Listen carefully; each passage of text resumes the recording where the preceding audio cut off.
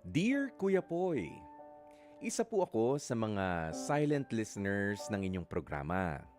Madalas po akong makarelate sa mga kwento na napapakinggan ko at sinasabuhay ko po ang mga payo ninyo dahil marami na rin po akong natutunan talaga sa matagal ko ng pakikinig sa iyo, Kuya Popoy.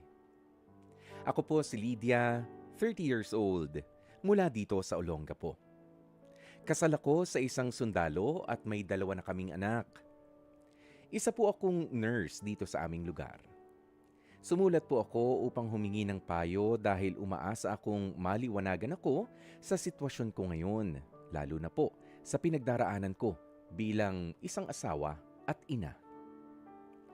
Hindi po kalakihan ang sweldo ko at madalas ay kinakapos pa nga, lalo na sa dami at mahal na mga gastusin sa bahay at sa mga pangangailangan ng aming mga anak.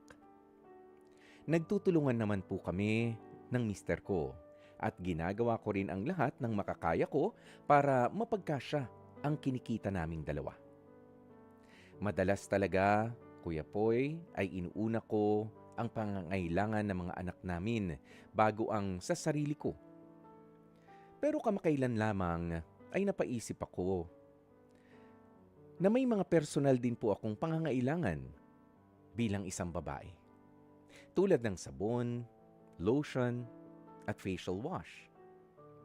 Hindi naman po ito kalakihan. Pero para sa akin, mahalaga rin po ito para sa aking sarili at pagpapanatili ng aking itsura para sa pagharap din sa mga tao. Isang beses ay humingi po ako ng pambili ng mga ito sa aking asawa dahil nagamit ko na ang lahat ng perang sinahod ko para sa mga pangangailangan naman ng aming mga anak. Pero laking gulat ko, Kuya Popoy, nang sagutin ako ng pabalang ng aking asawa. At sinabi niya na wag daw po akong maging palahingi at dapat daw ay matuto akong magtipid at wag umasa sa kanya. Labis po akong nasaktan sa mga salitang sinabi ng aking asawa at pakiramdam ko ay hindi naman mabigat ang hinihingi ko. Hindi ko rin po kasi naging ugali ang maging palahingi at bihirang-bihira po talaga akong humingi para sa sarili ko. Sa 5 taon naming pagsasama ng aking mister, ngayon ko lamang po naranasan na masabihan ng ganitong bagay. Pakiramdam ko ay hindi niya nakikita ang mga pagsasakripisyo ko para sa aming pamilya. Sinabi pa po ng aking mister na maghanap ako ng mas mataas na mapagkakakitaan para hindi ako nakaasa sa kanya dahil may mga sarili din daw siyang mga bayarin. Naiintindihan ko naman po iyon, pero hindi ko po maiwasang masaktan pa rin dahil mag-asawa kami at inaasahan ko po na sana yung pag-unawa niya at yung suporta niya, lalo na sa mga maliliit na bagay, ay hindi naman nawawala. Pero eto nga nangyari, nabulyawan pa ako. At dahil dito bigla po akong nanlumo at napaisip. Umabot pa sa punto na pumasok na nga sa aking isipan ang makipaghiwalay sa aking mister dahil pakiramdam ko ay hindi na ako pinahalagahan bilang asawa.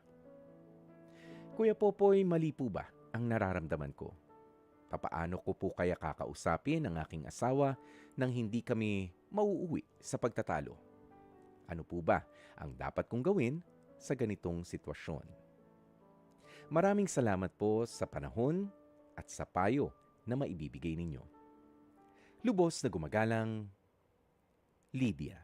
Lydia, unang-una sa lahat, maraming salamat muna sa matagal mo ng pakikinig at sabi mo nga, silent listener ka ng ating programa. Ayan, pero hindi ka na rin nakapagpigil na ibahagi ang kwento ng iyong relasyon na rin sa iyong asawa. Okay, ang tinatanong mo rito ay mali po ba ang nararamdaman ko, Kuya Popoy, na ako ay sumasama ang loob sa aking asawa doon sa isang beses sa 5 taon na pagsasama ninyo, isang beses kang nabulyawan at kung ano-ano ang nasabi nung ikaw ay humingi lamang naman ng konting budget para sa iyong sarili. Alam mo, Lydia, hindi ko ito i-consider na seryosong problemang mag-asawa na. Lalo na kung sa loob ng 5 taon, mahabang pagsasama na yan, ano? O ay isang beses pa lamang ito nangyari. Ngayon, kung habitual na at lahat na lang ng mga pinag-usapan ninyo ay nakasigaw, nakabulyaw, mainit ang ulo ni mister, yan, problema na yan. Okay? Sa ngayon kasi, ang sabi mo, hindi ko alam ang tamang approach. Kumalma ka. Kailangan ikaw ay composed sa paglapit kay mister mo sa ano ba ang problema. Kasi mauunawaan natin na lalo na nga sa panahon ngayon medyo nagtaasan ng mga bilihin. Alam mo na, nape-pressure ang mga magulang, lalo na may gastusin para sa mga anak, may mga gastusin para sa loob ng tahanan natin.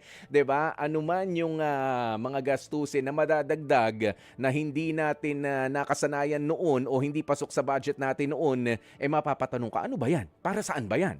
'Di ba? Nangyayari talaga yan sa mga mag-aasawa. 'Di ba? Hindi kayo ang unang mag-asawa na nagkaroon na sabi mo nga, ang liit lang naman na bagay, yung hinihingi kong pabor sa kanya, maliit na halaga lang, pero ganito na. 'Di ba? Kailangan habang tumatagal ang ating pagsasama, lalong kumakapal yung ating balat at hindi tayo nagiging balat sibuyas. Hindi tayo nagiging sobrang sensitibo dahil 5 taon. Sa 5 taon na pagsasama ninyo, asahan mo na marami pang mga makikilala ka sa pag-uugali ng iyong asawa.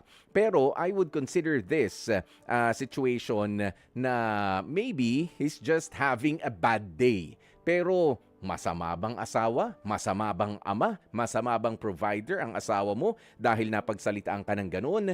Teka lang, wag muna. Hindi ganyan. Kapag ka nga habitual, paulit-ulit, yan, pwede. Pero kung isang beses lang, maybe it's just having a bad day. 'Di ba? Bad timing lang yung nangyari sa inyo. Huwag mo namang isipin na maghiwalay na kayo. Sabi mo yan yun. Kaya naman kumalma ka, kausapin ng maayos si mister. Doon lamang sa issue na yun ang pag-usapan ninyo na sabihin mo nasaktan ka. 'Di ba? Nasaktan ka.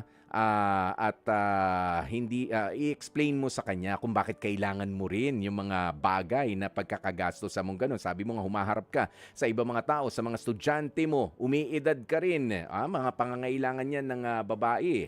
'Di ba? Kailangan lawakan natin ang ating pangunawa. Lalo na, 'di ba? At tumatagal pa rin ang ating pagsasama. Sa loob ng 5 taon, marami ka pang mga makikilala sa pag-uugali ng mister mo at dapat tayo ay mas nagiging mature. Dahil tayo rin, meron din mga ugali na madidiskubre sa ating sarili katulad ng ating partner. Ganyan din, madidiskubre nila na, naku, sensitive pala, ayaw pala ni misis ng ganun. Dapat parehas kayo na may matutunan dito sa pangyayaring ito. Pero wag laging ilalagay sa option yung hiwalayan na nga. Meron lang konting hindi pagkakaunawaan, hiwalayan na nga. Huwag ganun. Daanin muna sa mapayapa, sa kalmadong pag-uusap. Okay, Lydia, huminga ng malalim, yayain si mister, pag-usapan yung maliit na bagay at huwag nang palakihin pa yan. At dyan na nga po natin tatapusin ang ating Dear Kuya Boy.